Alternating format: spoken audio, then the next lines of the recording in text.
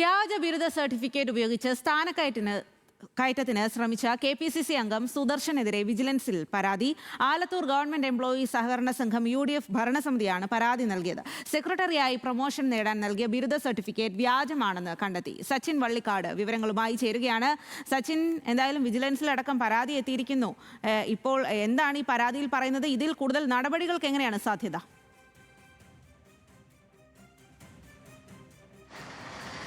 സ്വാതി, പ്രധാനമായും UDF ഭരിക്കുന്ന സഹകരണ സംഘം തന്നെയാണ് ഇത്തരത്തിൽ KPCC മെമ്പർക്കെതിരെ പരാതി നൽകിയിട്ടുള്ളത്. പ്രധാനമായും KPCC മെമ്പറായിട്ടുള്ള V സുദർശനെതിരെയാണ് നിലവിൽ UDF ഭരിക്കുന്ന ആലത്തൂർ സർവീസ് കോപ്പറേറ്റീവ് സൊസൈറ്റി ഇത്തരത്തിൽ എംപ്ലോയീസ് സഹകരണ സംഘം ഇത്തരത്തിൽ പരാതി നൽകിയത്. പ്രധാനമായും ഈ പരാതിയിൽ പറയുന്നത് സെക്രട്ടറി ആകാൻ വേണ്ടി വ്യാജ ബിരുദ സർട്ടിഫിക്കറ്റ് നിർമ്മിച്ചു എന്നാണ് നിലവിൽ പരാതിയിൽ പറയുന്നത്.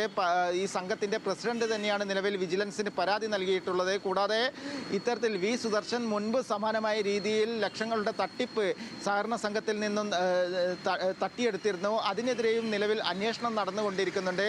ആ സമയത്ത് തന്നെയാണ് ഇത്തരത്തിൽ സെക്രട്ടറി ആകാൻ വേണ്ടി വ്യാജ ബിരുദ സർട്ടിഫിക്കറ്റ് സമർപ്പിച്ചത്. തുടർന്നാണ് ഭരണസമിതി ഇത് കണ്ടുപിടിക്കുന്നത്. തുടർന്ന് വിജിലൻസിന് പരാതി നൽകുകയായിരുന്നു. എന്തായാലും UDF ഭരിക്കുന്ന ഒരു സഹകരണ സംഘം തന്നെ KPCC മെമ്പർക്കെതിരെ രംഗത്തെത്തി എന്നത് തന്നെയാണ് ഏറ്റവും അതിശയകരം. സ്വാതി, ശരി.